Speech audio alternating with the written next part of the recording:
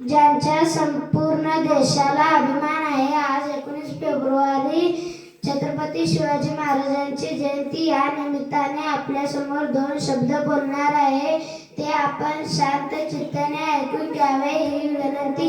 सुमारे 350 वर्षानंतर ही जनतेच्या मनावर आदराज्य गाजवणारा राजा छत्रपती शिवाजी महाराज यांचा जन्म 19 फेब्रुवारी 1630 रोजी पुणे जिल्ह्यातील जुन्नर जवळील शिवनेरी किल्ल्यावर झाला. शिवनेरी गडावरील शिवाई या देवीमुळे माता जिजाबाईंनी त्यांनी त्यांचे नाव शिवाजी असे ठेवले आणि आपण त्यांना शिवाजीराजे, शिवबा किंवा शिवराय अशा अनेक नावाने ओळखतो.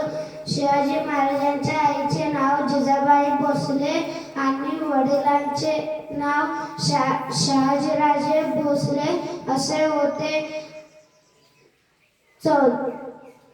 शिवाजी महाराज अवघे 14 वर्षांचे असताना शहाजी राजांनी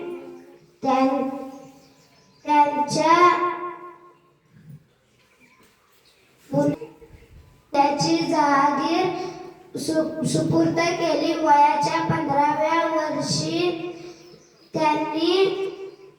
शिवाजी महाराजांनी रायरेश्वराच्या मंदिरात स्वराज्य निर्मितीची शपथ घेतली. एवढे बोलून मी माझ्या